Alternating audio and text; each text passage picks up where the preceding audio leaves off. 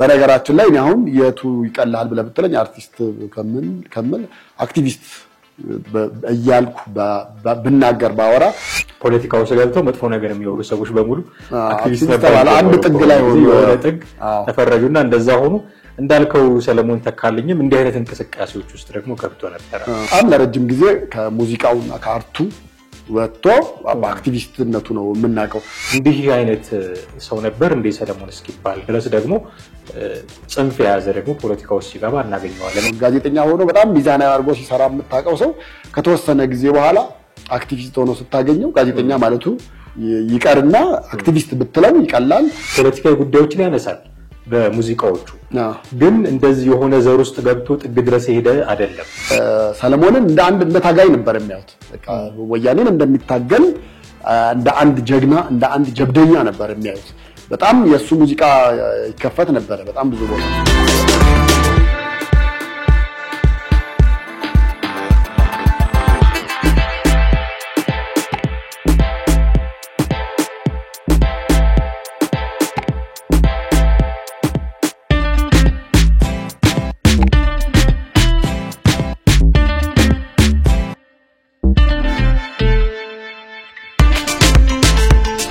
ሰላም ጤና ይስጥልን ውድ ቤተሰቦቻችን እንዴት አላችሁ ሐመር ሚዲያ ወደ እናንተ መድረስ ጀመረ ወቅታዊ ፕሮግራማችን ላይ እንገኛለን ቴዎድሮስ ካሳና ማደገፋ ከናንተ ጋር ቆይታ እናደርጋለን በዛሬው ፕሮግራማችን አርቲስት ሰለሞን ተካልኝ በድንገት ማረፉን ሰምተናል በዚህ ጉዳይ ላይ የምነሱ በርካታ ጉዳዮችን እየዳሰስን አብራናችሁ ቆይታ እናደርጋለን እስከ ፕሮግራማችን ፍጻሜ ድረስ ከኛ ጋር ተሆኑ ዘንድ ያክሮት ግብዣችን ነው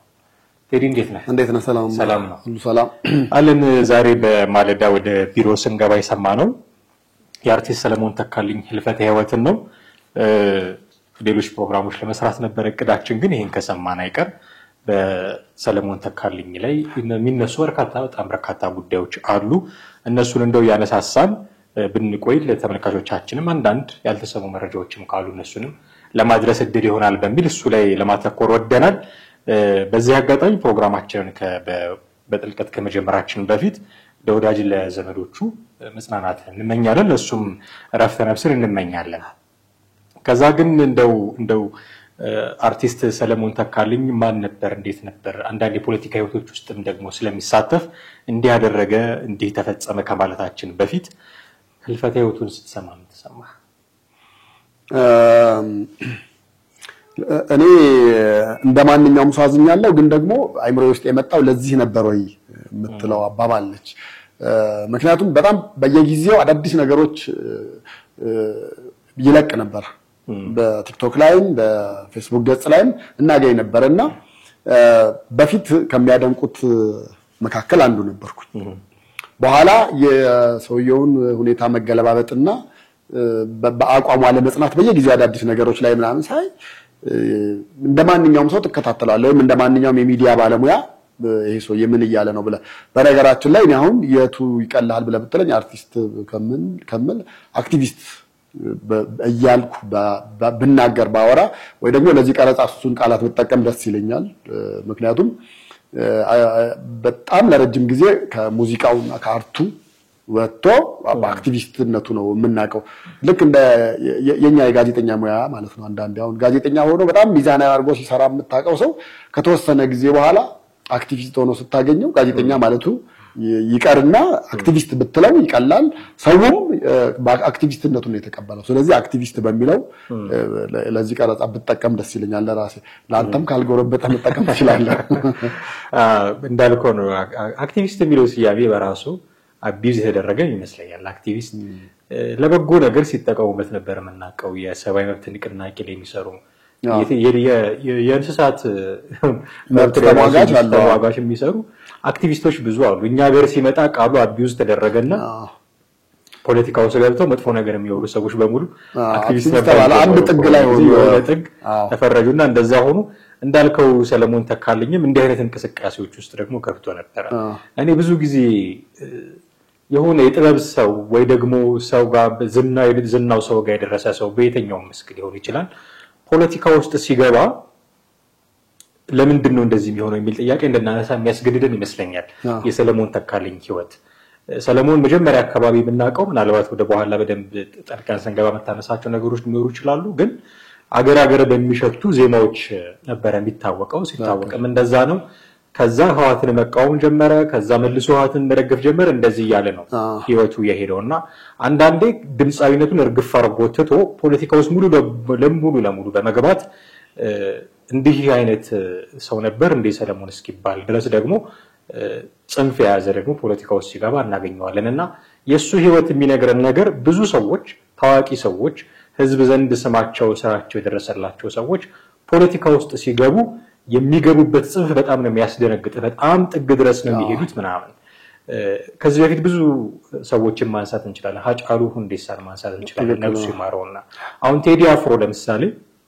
ፖለቲካዊ ጉዳዮችን ያነሳል በሙዚቃዎቹ ግን እንደዚህ የሆነ ዘር ውስጥ ገብቶ ጥግ ድረስ ሄደ አይደለም ይተች ነበር የህዋትን መንግስት ይተች ነበር አሁንም አልፎ በሚያወጣቸው ነጠላ ዜማዎች የሚቃወማቸው የሚተቻቸው ነገሮች አሉ ግን ጽንፍ የረገጠ አይደለም ከህዝብ ልቡና ብዙ የራቀ አይደለም ብዙ የሚቃወሙት ሰዎች እንዳሉ አውቃለሁ ግን በዛ ደረጃ እየወጣ ቲክቶክ ላይ እየወጣ ከሌንዲ ብሎ የሚሳደብ ሰው አይደለም አቋሙን የሚናገረው በዘፈኑ ነው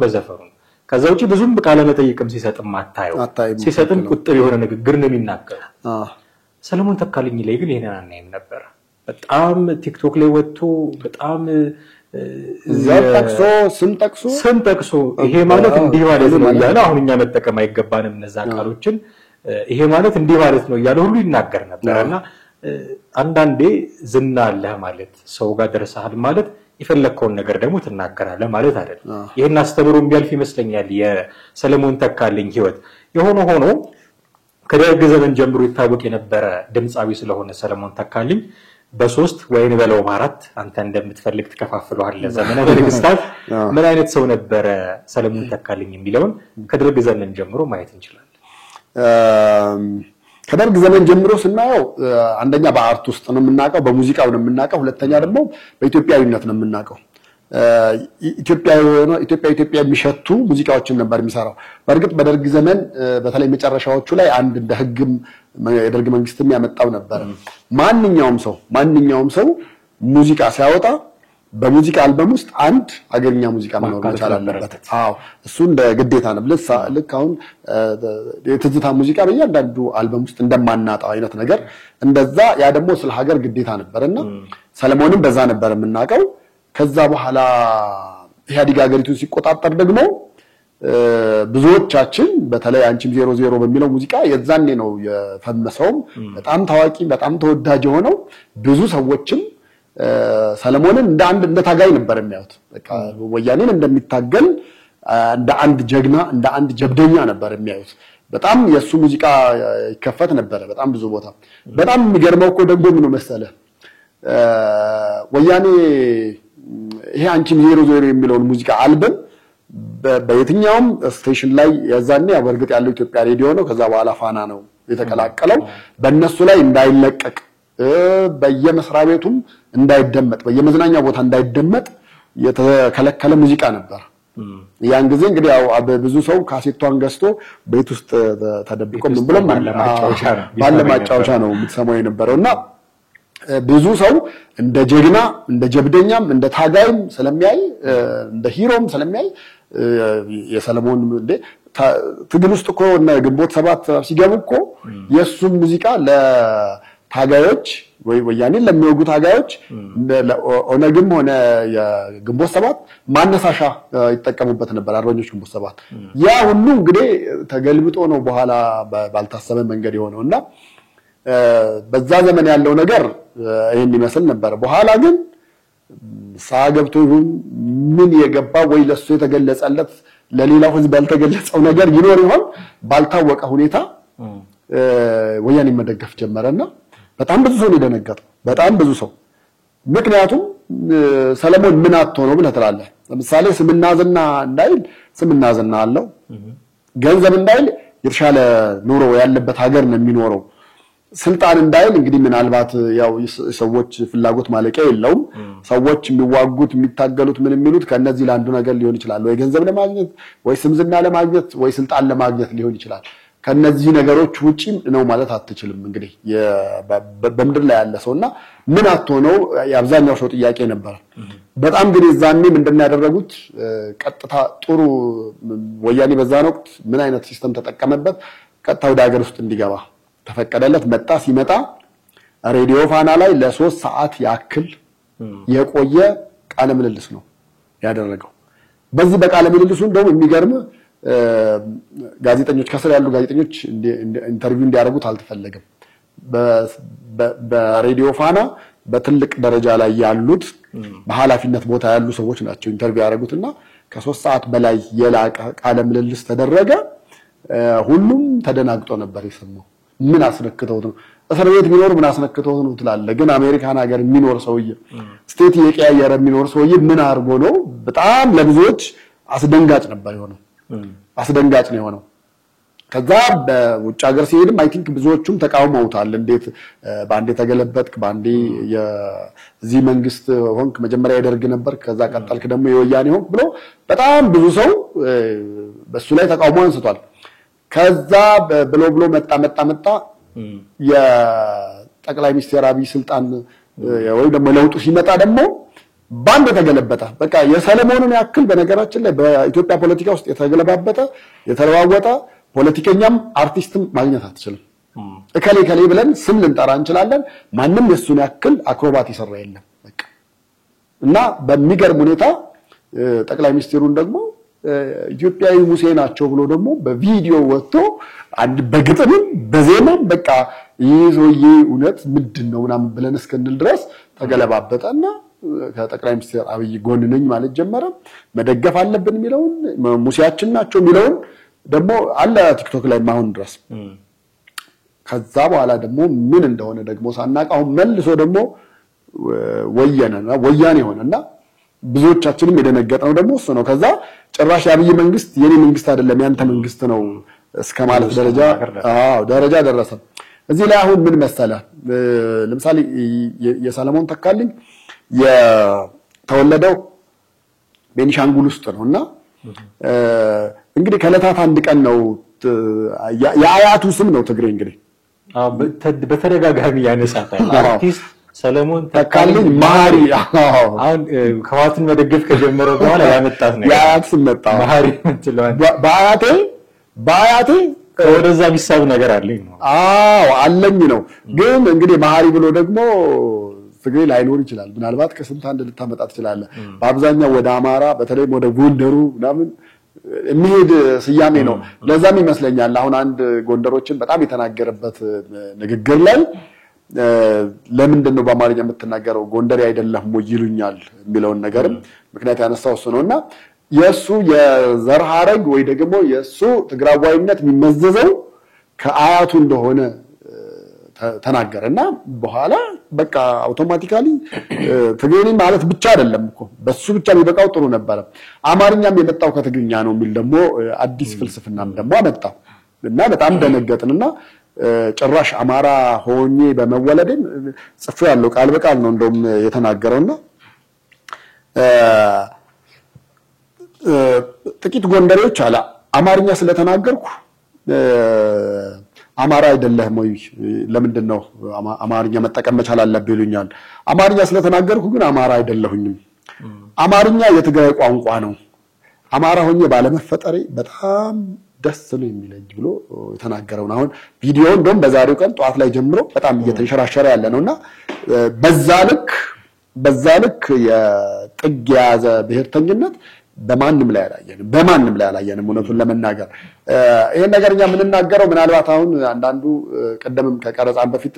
በዚህ ጉዳይ እናውራው በሚለው ላይ አንተም ያነሳው አለ አንዳንዶች ሙቶቃሽ እንደሆነ አርገው ሊያስቡ ይችላሉ አንዳንዶች ደግሞ ያው መልስ ስለማይሰጥ ወይ ደግሞ እንዲህ አይደለም ይሄን ለማለት ፈልጌ ነው ብሎ ማለት ስለማይችል ነገር ግን አሁንኛም ተመልካቾች እንዲረዱ ምንፈልገው አንደኛ እውነት ስለሆነ ነው የምንናገረው ቪዲዮዎቹን ካስፈለገ ማያያዝ ይቻላል ሁለተኛ ደግሞ ለሌላው ትምህርት እንዲሆን አሁን ሁላችንም ከዚህ ስንወጣ ምን ሊያጋጥመን እንደሚችል አናውቅ ግን ምንናገራት ምንጽፋት ሰዎች ላይ ምናንጸባርቃት ነገሮች እያንዳንዱ ሰው ጋር መቅረባቸው አይቀር ስለዚህ በዛ ረገድ እንዲያዩት እንፈልጋለን ነገር ግን በዛ ልክ ጥጊዞ ጽንፍ የወጣ ብሔርተኝነት ያየነው ከማንንም አላየንም ከአክቲቪስት ሰለሞን ነው ማለት እንችላለን። አንድ ግን ደግሞ የሚገርመው ነገር ምን አለ መሰለህ ኢትዮፒካ ሊንክ ላይ ዳዊት ይፍሩ ቀርበው ነበርና እኔ አሁን ከሱ ረፍት በኋላ ያሉትን ነገሮች ፋይሎች ለማገላበጥ እየሞከርኩ ነበርና እንግዲህ እነ ዳዊት ይፍሩ ማለት በኢትዮጵያ ሙዚቃ ውስጥ በጣም ብዙዎቹን ለውጤት ያበቁና የኢትዮጵያ ሙዚቃ ስትጠራ አብረህ የምትጠራቸው ሰዎች ናቸው። በጣም ብዙ ድምጻውያን ጋር የነበራቸውን ቆይታና ተሞክሮ ሲያሰሯቸው የነበረውን በዛን ወቅት የነበረውን ሞመንት ተናገሩና ከድምጻውያን ማን ነበር የሚያስቸግራችሁ ማለት ግጥም ባለመያዝ በተለይ ተብሎ ሲባል ሰለሞን ተካልኝ ነበር ያነሱትና ምን አሉ ባገላለጻቸው ዛሬ ነግረው ነው አጥንቶ ስቱዲዮ ሲገባ ይራሳው ነበር ግጥሞቹን ስቱዲዮ ሲገባ ይራሳው ነበር እና ከዚህ የተነሳ ብዙዎቹ የሚሰሩት ስራዎች አሉ ብዙዎቹ የምንሰራቸው ስራዎች እኛ የሰጠነውን ግጥም ትቶ ሌላ የህዝብ ግጥም አምጥቶ ነበር የህዝብ ግጥም ደግሞ ያው ብዙዎቻችን ጆሮ ውስጥ ያለ ነው የሚታወቅ ነው የተወሰነ ግጥሞቹን እንዴ ወኔ ቀስቃሽን በላቸው ምንም ያሉትን አንድ ሁለቱን በተወሰነ መንገድ ጽፌያቸው ነበር ለምሳሌ ይሄ አራወየው ባንቺ እኔስ ባንቺ ስንቱን አየሁ የሚል ግጥም ያለው አለ እሱ ላይ አሁን እኛ የሰጠነው ግጥም ሌላ ነበር ነው እና ግን ያን ግጥም መያዝ ስላልቻለ ነው በዚህኛው ይሄኛውን ያስገባብን ምናምን አንቺም 00 ላይ ብትገባም እንደዛ ነው አለ ይሄ ኦሆሆ አሃሃ አንድ በሉ የሚለው ላይ ያሉትን ግጥሞች ብታየው አንድ አይነት ነገር ነው አያመላይ ጸባይ ሲወጣ አደባባይ አሁን በዚህ ሙዚቃ ውስጥ በአብዛኛው ግጥሞች የህዝብ ግጥሞች ናቸው እሷ ምን አለችው ምናምን አትፈራ አፈራረሰችው የጎጆን ጣራ ምናምን የሚሉት ነገሮች በሙሉ የመጡት ከራሱ ጨምሮባቸው ነው እንጂ እኛ የሰጠነው ግጥም ያን አልነበረም ነውና ወደ በሙዚቃ ዓለም ውስጥ ይቀጥላል ብለንም የማናስበው ሰው ነበር አሉ እውነቱን ለመናገር ከምናደንቅለት ነገሮች ድምጽ አለው ሲናገርም ግሬስ ያለው ነው ሲያዜምም እንደዛው መዝሙርም እንደውም ቅድም ስናይ ነበር አይደል መዝሙር በጋራ ከና ፖሊሽ ጋር የዘመሮች አርቲስቶች ጋር ሆኖ አንድ መድረክ ነበራቸው ዝማሬ ያቀረበ የጋራ እዛ ላይ ደግሞ ዘመሩ እዛም ላይ ያየነው ነበር እንደው እነዛን ግጥሞች እንዴት ያዛቸው ብለህ ደግሞ ትጠይቃለህ እንደዚህ ያለ ነገር ላይ ድምጽ አለው ጥሩ ዘፋኝ ነው በዛው ቢቀጥልበት ጥሩ ነበር አክቲቪስት ባይሆን የኛ ምኞት ነበርና ከአርቲስቶቹ መሐልም ግን አስቸጋሪ ባህሪ ከነበሩት አንዱ እሱ ነበር ነው እና ዳዊት ፍሩ ያሉት ማለት እንግዲህ በፖለቲካ ዓለም ውስጥ መሳተፉ ካልቀረ ፖለቲካ ዓለም ላይ የሚታዩ በጣም በርካታ ነገሮች አሉ አቋምቶ ለመቀያየር አንዴ የዚህ ደጋፊ መሆን አንዴ ምናልባት አቋም መቀየር የሚጠበቅ ሊሆን ይችላል ግን እንዲህ አይነት ፍጥነት እና እንዲህ አይነት ደግሞ ተገለባባጭነት ሲሆን ደግሞ ትንሽ ያስተዛዝባል በፖለቲካ ከልጅነት እስከ ዕውቀት የሚባል አቋም ያለ አይመስልም ነው ትክክል ጊዜው የሚፈቅደውን አቋም ልታራምድ ትችላለህ ካደክ ከበሰልከ በኋላ የገባህን አቋም ልታራምድ ትችላለህ በፊት ስተት ነበርኩኝ ብለህ ሐሳብህን ልታስተካክል ልትሞርድ ልታሻሽል ትችላለህ ይሄ የሚጠበቅ ነው በጣም የሚጠበቅ ነው ግን እንደዛ ጥምብርኩሱን አውጥተህ የዘፈንክበት ሰው ላይ መልሰህ መዝፈን ለሱ መዝፈን ደግሞ ምንድን ነው የሚባለው ደግሞ ፍጥነቱ ብቻ አይደለም ደግሞ ተመልሶ መርገጡ ምን ወደ ተፋቱ ይመለሳል እንደሚባለው አይነት አንዴ ታነውሯለህ ከዛ ተደግፈዋለህ መልሰህ ደግሞ መደገፍ እና ሁኔታዎችን ያዩ መለዋወጥ አይነት አይሆንም ወይና ምናልባት ቅድም እንዳልከው አንተ አንድ ሰው ህልፈተ ህይወት ካጋጠመው በኋላ ተነስቶ ራሱን መከላከል የሚችልበት እውነታ የለም ሪያሊቲው ነው ግን ወዴት እናደርጋቸው ያሉ አሁን ድረስ በቪዲዮ የሚታዩ ነገሮች ናቸውና ችግሩ ህዋትን መደገፍ አይደለም ችግሩ የዘርማንዘሩን ካያቱ እንደዚህ ቆጥሮ እኔ ትግሬ ነኝ ማለቱ አይደለም እንኳን አማራ አልሆንኩ ማለት እኮ ነው ችግሩ አይደል ጠልነት ይሆናል በጣም ትግሬ ነኝ ማለት አሁን ድረስ ትግሬ ነኝ ብለው በራሳቸው ማንነት የሚቆሩ አሉ ኦሮሞ ነኝ አማራ ነኝ ጉራጌ ነኝ ብለው በራሳቸው ማንነት የሚቆሩ አሉ ኦፍ ኮርስ ኢትዮጵያዊነት ይሻለኛል ብለው ደግሞ በኢትዮጵያዊነታቸው ደግሞ አሉ ሁሉም ሰው እንደየእምነቱ እንደየማንነቱ ነው ሊከበርለት ይገባል እኔ ትግሬ ነኝ ለማለት ግን አማራን መጥራት አለበት መጥላት ትክክል እኔ ኦሮሞ ነኝ ለማለት ጉራጌን መጥራት አለበት አሁን ትልቁ ችግር እንኳን አልሆንኩ ማለት ይጠበቅብሃል። ከዚህ በፊት እኮ አቶ መለስ ዜናዊ ላይ ይነሳ የነበረው ጥያቄ የአክሱም ሐውልት ለወላይታ ምኑ ነው የሚለው አሁን በአክሱማዊነታቸው በትግራይነታቸው ሊቆሩ ይችላሉ። ለወላይታ ምኑ ነው ማለት ግን ችግር አገቢ አይደለም። እሱን አናሎጂ ነው እዚህ የምታመጣው። ትግራይ ማለት ትችላለህ። የሱን ደም ጥራት ማንም በርብሮ የሚያውቀው የለም ራሱ ነው የሚያውቀው። እንኳን አማራ አልሆንኩ ማለት ምን አመጣው ነው ትልቁ ጥያቄ አይደል? አሁን አማራም ሆኖ እኮ አማራ ነኝ ማለት ይችላል። እንኳን ትግራይ አልሆንኩኝ ግን የሚል ካለ ምን አመጣው እሱ ነው። እና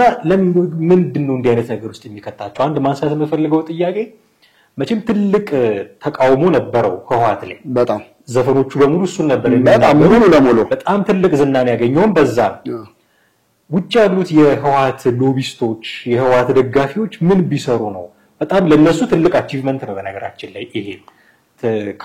ዩተርን ማለት እኮ ነው መኪና መንገድ ላይ በቃ እንዲሲሄድ የነበረ ዩተርን አድርጎ ተመለሰ ማለት ምን ሰርተው ምን አድርገውለት ቅድም አንተ እንዳልከው ሀብት ዝና አላነሰው ይሆናል አናቅም ኑሮውን አላነሰው ይሆናል ምን ቢያደርጉለት ወደዚህ አይነት መንገድ ተመለሰ የሚለውን ግን ማወቅ ብንችል እንዴት ጥሩ ነበር ይያልኩ አስባለሁ። እሱ ላይ ምን ታስባለህ ለምሳሌ አሁን ግን በዛ ልክ ያቀነቀነላቸው በዛ ልክ የወደዳቸው በዛ ልክ በእነሱ ፍቅር እንደተነደፈ ሆኖ ማንነቱን እስከ መቀየርና የአያቱን አጥንት መርምሮ ጭራሽ እስከ አያት ወደ መጠራት ደረጃ ሄዶ ለመጣላቸው ወያኔዎችስ ምን አደረጉለት? በፊት እኮ ኢትዮጵያዊነትን ያቀነቅን በነበረ ጊዜ እውነቱን ለመናገር በወቅቱ ከነበረው መንግስት ውጪ መላው ኢትዮጵያ ከሱ ጎን ነበር የቆመው ወይ ደግሞ ይፈልገውም ይወደውም ነበር። ይሄ ጉዴ ማታ ነው ጉዴ የሚለው ዘፈን ላይ ድሌ ማታ ነው ድሌ የሚለውን ወደ ይለያል ጉድ ወደሚለው ገልብጦ ከዘፈነው በኋላ ሸዋን የሚያሞግስ አንድ ግጥም ጨምሮ ነበር። በጣም በቃ ይሄ ሰውዬ ብዙዎቹም እንደ ትጥቅ ትግልም አጋዥ አድርገው የሱን ያዳምጡ ነበር። እንኳን በጎጆ እንኳን በሚስቱ እጁን አይሰጥም ሸዋ በርስቱ ብሎ ነበር ግጥሙን አስገብቶ የዘፈነውና ይሄ እስከ ቅርብ ጊዜ ድረስ ሰለሞን እስከ ተገለበጠበት ጊዜ ድረስ ማለት እንችላለን። ያው መከላወጥ ነው ባህሪው። ግን እስከሚገለበጥበት ጊዜ ድረስ በጣም አብዛኛው እነ ግንቦት ሰባት ሳይቀር በቃ በሱ እንደ ወኔ እንደ መቀስቀሻ ሆኖናል ብለው በዛ ልክ ይሄዱለት ሰው ነበር። በጣም ብዙ ቦታ ብዙ ስቴጆች ላይ እንዲቀርብ ወደፊት እንዲመጣ የተደረገ ሰው ነበር። ግን በኋላ ባልታወቀ ሁኔታ በዚህ ልክ መጀመሪያ በደርግ ዘመን ከደርግ ሆነ ከዛ በኋላ ወያኔን መጥላት ከዛ በኋላ ደግሞ በወያኔ ተጠምቀህ ደግሞ መልሰህ የሥርዓቱን አዲስ የመጣው ሥርዓት ጋር ደግሞ መልሰህ ተለጥፈህ ደግሞ ሙሴ ብለህ እንደገና ደግሞ በዛ ልክ ደግሞ እሱን ጠልታ አሁን በስተመጨረሻ መሃል ሜዳ ላይ መቅረቱ በጣም ይሄ ለሌሎችም እንደው ለአርቲስቱ ብቻ አይደለም አሉ አሁን እንደዛ አንዳንድ የምታያቸው አሉ በሱ ልክ ወይ ደግሞ በሱ ፍጥነትም ባይሆን አሁን የሱ ፍጥነትም ጭምር ስላለው ነው በጣም ባልተጠበቀ ፍጥነት ዛሬ ማታ ተናግሮ እኮ ነገ ደግሞ ምን ሊሆን ምናምን ብለህ አንዳንዴ ለልጆቻችን የምናወርሰው ለዘመዶቻችን የምናወርሰው ነገር ማሰብ መቻል አለብን። ብዙ ጊዜ አሁን ሰሜን ጎንደር ውስጥ ያሉ ሰዎች ባህል ከትግራይ ይወርሳሉ። ባህል ከትግራይ ካጎራባች ከተማ የትኛውም ክልል የትኛውም አካባቢ መወራረስ ነገር አካባቢ ተወራራሽ ነው በጣም ይታወቃል። አሁን ሰለሞንም በእርግጠኝነት ብዙዎቹ የሱ ዘመዶች ቤተሰቦች ያሉት ጎንደር ውስጥ ነው ጎንደሬዎች ናቸው። ነገር ግን ሰሜን ጎንደር አካባቢ በመሆኑና ከትግራይ ደግሞ የሚወራረሱ ባህል ስላሉት አንዳንዶቹ እዚህ ላይ የመበጣት ምልክት ያለችውም ስላለ ሙሉ ለሙሉ ወደዛ ወስደህ ካልፈለገው በብሔር ጋር ወይ ደግሞ መሆን ካማ አልፈልግም ካለው ጋር በግድ ልታጣብቀው አትችልም። አሁን የሰለሞን ደግሞ በግድ ነው ሄዶ እዛ የተለጠፈው ወይ ደግሞ የተጣበቀው እንጂ ሰው ማንነቱን በዛ ያውቀው። ልክ ሰለሞንን በምንድን ነው የምታውቀው ሲባል አርቲስት ሰለሞን ብለህ እንደምትለው ማለት ነው። አሁን ከዛ ተለውጦ አክቲቪስት እንዳልከው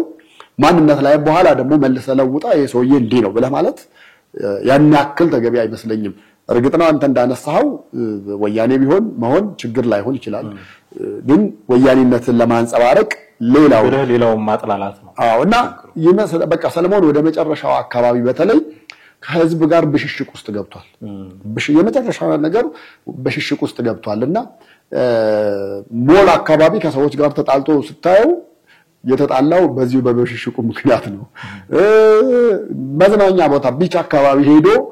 ሲናገር ሲሳደብ ፒፓውን ያጨሰ ስታየው አንድ ብሔር ነው የሚያደርገውና ያ ደግሞ ከህዝብ ጋር መጣላት ነው። በእርግጠኝነት ምንም ማለት አይደለም። ብሽሽቁም የትም ድረስ አያስኬድም ነው ማለት እኔ አሁን ዶክተር አሰፋንም በስም ዶክተር ዳኛቸው አሰፋን ይቅርታ ዶክተር ዳኛቸው አሰፋንም እንደዚሁ ስም እየጠራ ጭራሽ ከነዳዊት አውራምባ ጋር የተናገሩትን የጻፉትን ጥርሶን እንዳንወስደው መልሰን የሚለው ብሽሽቅ ውስጥ መግባት ምን ማለት ነው? አንዳንዴ ያለህበትን ምልክት እኮ ማወቅ ተገቢ ነው አይደል? በቃ ሰለሞን በአርት ውስጥ ያለ ነው፣ ተወዳጅ ነው፣ በወቅቱ ከነበረው ጋር በጥሩ ሄዷል። ስለዚህ በዛው ቢቀጥል ኖሮ ምንም ችግር አልነበረው። አገር መውጣትም መንግስትን ማወደስም ያን ያክል ላይጠበቅበት ይችላል። ምክንያቱም ኢትዮጵያ ውስጥ ያለው አርቲስት በሙሉ ወያኔን እየጠላ በወያኔ ዘመን ኢትዮጵያ ውስጥ የነበረ በጣም ብዙ አለ። በጣም ወያኔ ስለ ብሔር የሚያራምደውን አስተሳሰብ ፍጹም የሚጠላ ብዙ አማራ ድምጻዊ አለ፣ ብዙ ኦሮሞ ድምጻዊ፣ ብዙ የጉራጌ ድምጻዊ አለ። ያ ሁሉ ግን ከሀገር ወጥቶ ስም እየጠራ እስከ መሳደብ ወይ ደግሞ የተለየ የህዝብ ብሽሽቅ ውስጥ ገብቷል ብዬ አላምንም። በጣም ብዙዎቹ ሄደው እኮ አሜሪካ ደርሰው ኮንሰርታቸውን አቅርበው ተመልሰው መጥተዋል። እሱ ግን እዛ ሲገባ ባንዴ ተለወጠ። በቃ ከዛ በኋላ ማትይዘው ማትጨብጠው ሆነ። የሰለጠነው ዓለም ውስጥ ስትኖር እኮ በጣም በተሻለ መንገድ ታስባለህ ተብሎ ነው የሚታሰበው አይደል እንዴ?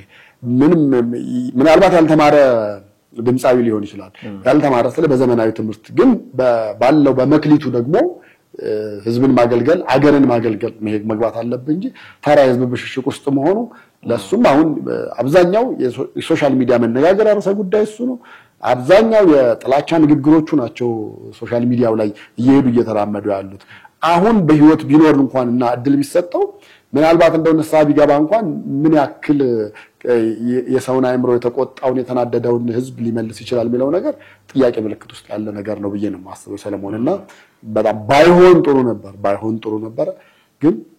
ስለሆነና እውነታም ስለሆነ ነው እኛም መነጋገር ያርገን እስከ ማውራት ደረጃ የደረስነው። አሌክስ አብርሃም አንድ ጽሁፍ ጽፎ ነበር በጠዋት ዛሬ ታወቃል። አሌክስ አብርሃም በጣም ታዋቂ ጸሐፊ ነው። እነ ዶክተር አሸብርና ሌሎችም ዙዌይዳ አልተዘዋወረችም እንደዚህ ከለታት ግማሽ ቀን በጣም ተወዳጅ መጽሐፍት ያሉት ጸሐፊ ነውና ስለ ሰለሞን ተካልኝ ሲጽፍ ያነሳው አንድ ስም አለ። የተስፋዬ ገብረአብን ስም አብሮ ነበር። ተስፋዬ ገብረአብም እንዲሁ በተመሳሳይ በኦሮሞና አማራ መካከል ጸብ ሊፈጥሩ ለመፍጠር ፖቴንሻል ያላቸው ጽሁፎችን ይጽፍ ነበር። በጣም የጋዜጠኛው ማስታወሻን ማንሳት ትችላለህ። እንደነዚህ የቡርቃው ዝምታ እንደነዚህ አይነት ጽሁፎቹ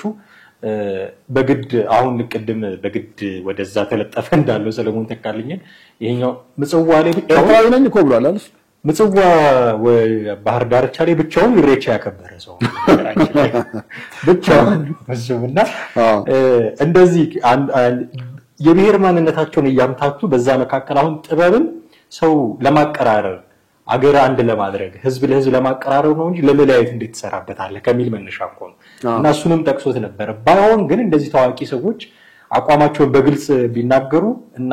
ምሳሌ ቢያደርጉት መለው ሰው ነው ሳምሶን ማሞ ነው። እውነቱን ለመናገር ሳምሶን ማሞን በግልጽ ወጥቶ የከሌ ደጋፊ ነኝ ብሎ የሚናገር ሰው ለኢህአዴግ ያለው ፍቅር ይታወቃል። ለኢህአዴግ ያለው ፍቅርን ግን ሌሎችን በመስደብ አልነበረም የሚወጣው። በቃ አቋሙ እኮ ነው መብቱ ነው። የከሌ ደጋፊ ነኝ ማለት መብቱ ነው እና ያንን ፊት ለፊት ወጥቶ ደግሞ ይናገራል እንጂ የኢህአዴግ ደጋፊነቱን እንደ ሞቅ ደመቅ ለማድረግ ሌሎችን ሲሳደብ አታው። ተከከለ አሁን እንደዛ ቢሆኑ ነበር የሚሻላቸው ልልህ። ማንሳት ካለብን በህይወት ያሉትንም ማንሳት እንችላለን። ለምሳሌ ኮሜዲያን አሰፋ ተገኝ ብዙዎቹ ያውቁታል ያው ባሻ በሚለው ስም ማለት ነውና በቃ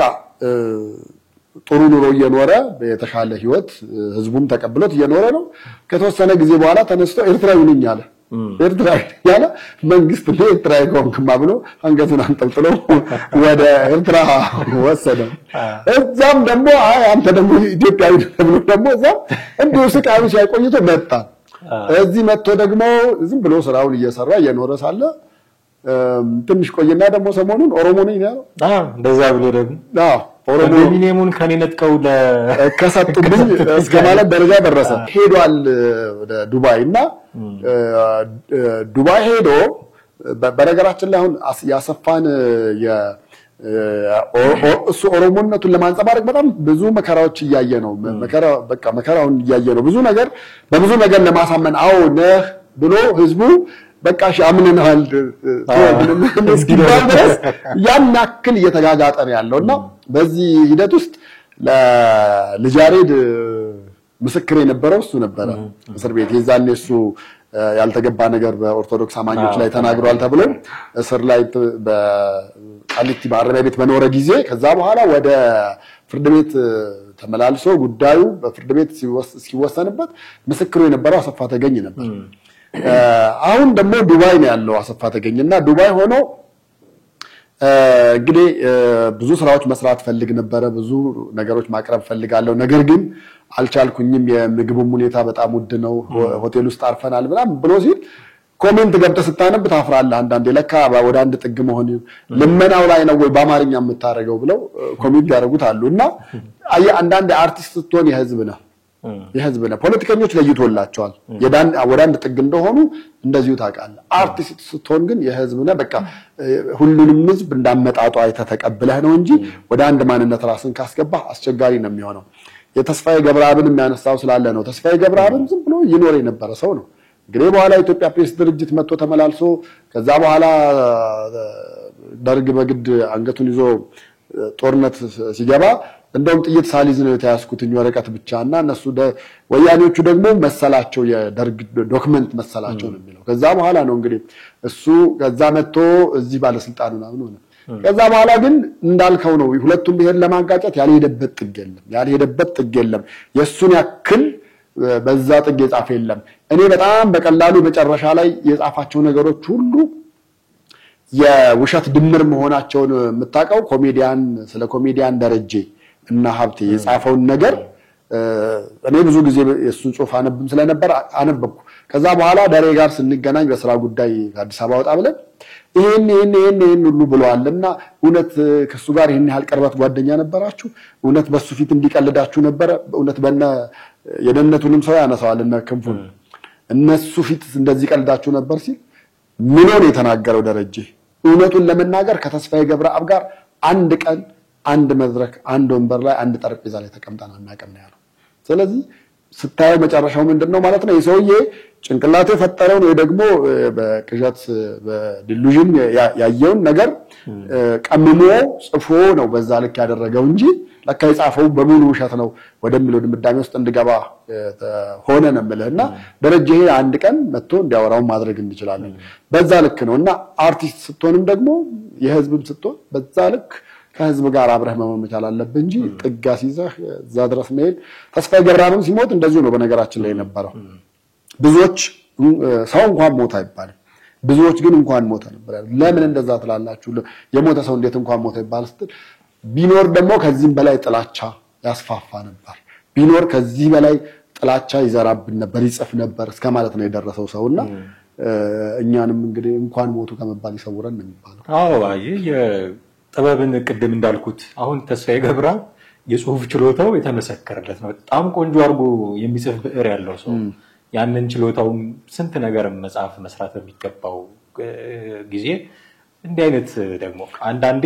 እውነት እንኳን ቢሆን አለዝባህ ጠይመተው ነገሮች አሉ አሁን ያለውን ማህበራዊ መስተጋብር እንዳይረብሹ ጭራሽ የሌለ ታሪክ ፈጥረህ